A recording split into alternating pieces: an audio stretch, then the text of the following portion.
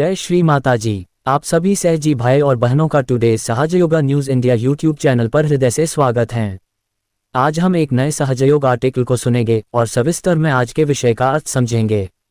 हम में से कुछ सहज अभ्यासी इस बात से बेहद परेशान होते हैं कि उषाकाल 4 से 6 के ध्यान के समय वाइब्रेशन कम क्यों महसूस होते हैं, जबकि सुबह 7 बजे से लेकर रात्रि के 12 बजे के बीच यदि ध्यान में बैठते हैं तो वाइब्रेशन अच्छे से महसूस होते हैं और हमारे यंत्र के भीतर ऊर्जा का भ्रमण भी मालूम पड़ता है।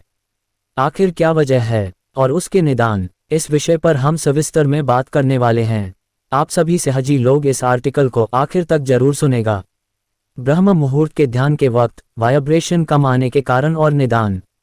ब्रह्म मुहूर्त के ध्यान के वक्त वाइब्रेशन कम आने के कारण और निदान।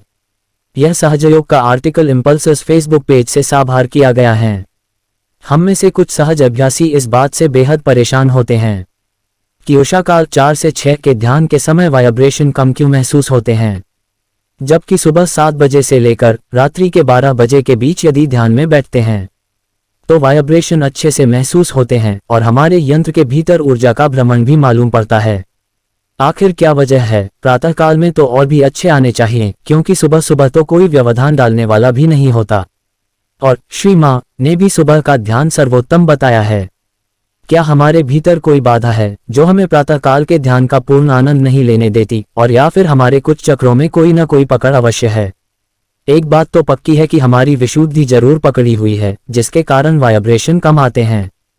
तो इस प्रकार से हम में से कुछ सहज साथी कुछ न कुछ भीतर ही भीतर अपना आंकलन करते रहते हैं और कोई न कोई कार्य क्लियरिंग का अवश्य करते रहते हैं और अपनी संभावित बाधाओं के बारे में सोचते रहते हैं, पर अपनी ये परेशानी आसानी से किसी अन्य सजी से शेयर नहीं करते हैं।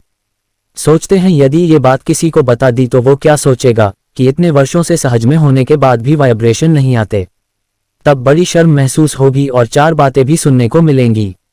अंततः वो अंदर ही अंदर शंकित होते रहते हैं और बाहर से स्वयं को प्रसन्न व संतुलित दिखाते हुए सभी के साथ व्यवहार करते हैं, और इसका कारण खोजने के लिए दूसरे सहजियों से उनके ध्यान के अनुभव सुन सुनकर हाँ में हाँ मिलाते रहते हैं और मन ही मन में माँ से ध्यान की गहराई मांगते रहते हैं। वास्तव में ब्रह्म मुहूर्त के ध्यान के समय वाइब्रेशन न आना या कम आने के कुछ मुख्य कारण हैं, जो निम्न प्रकार हैं।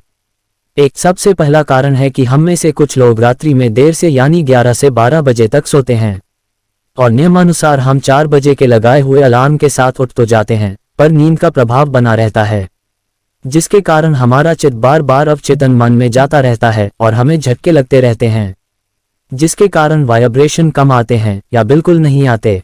2, अक्सर हम प्रतिदिन स्वप्न देखते हैं, जिनके कारण जागने के बाद भी हमारा मन अनजाने में उन स्वप्नों में देखे दृश्यों में जुड़ा रहता है और हम अपने चित्त को ध्यान में लगाने का प्रयास कर रहे होते हैं, तो हमारी माता कुंडलिनी प्रयासों के कारण ऊपर नहीं उठ पाती हैं, क्योंकि वो तो अप्रयास अवस्था में ही उठती हैं।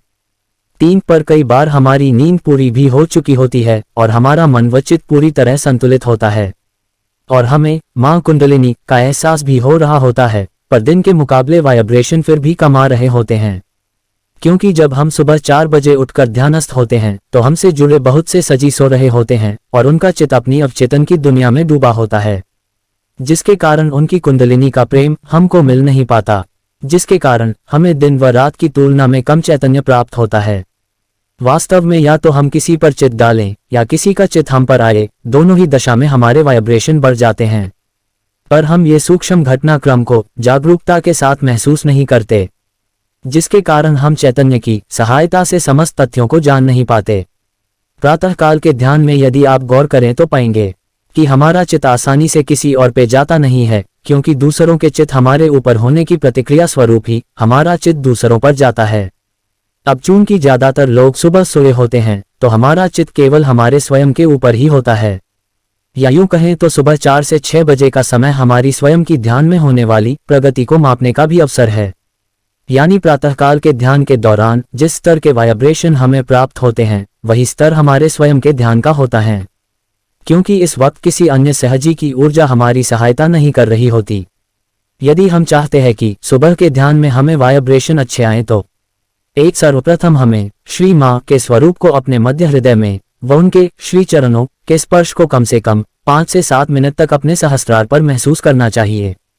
बी इसके बाद अपने चित्त को धीरे धीरे सहस्त्रार से बाहर निकाल कर ऊपर की ओर यानी आकाश, अंतरिक्ष से परे अखंड शून्यता में टिका देना चाहिए और इन स्थानों की ऊर्जा को अपने सहस्त्रार व मध्य हृदय में कम से कम 10 मिनट तक महसूस करना चाहिए। अब आप पाएंगे कि आपके वाइब्रेशन काफी बढ़ गए हैं। सी और इसके उपरांत आप अपने चित्त को अपनी पसंद से प्रकृति की अनेकों रचनाओं के साथ जोड़कर उनकी ऊर्जा को अपने चित्त की सहायता से अपने सहस्त्रार के द्वारा कम से कम अगले 10 मिनट तक अपने मध्य हृदय में महसूस करें। इससे भी काफी वाइब्रेशन बढ़ जाएंगे। डी कोई भी श्री मां की साक्षात पूजा या बड़ी सामूहिकता को व इसके दृश्यों को कम से कम 10 से 15 मिनट तक स्मरण करें व महसूस करें कि आप वहीं पर मौजूद हैं, तो आप पाएंगे कि आपके वाइब्रेशन बढ़ रहे हैं। क्योंकि सत्य कभी भी भूतकाल नहीं बनता, वो तो सदा वर्तमान काल के रूप में ही कायम रहता है।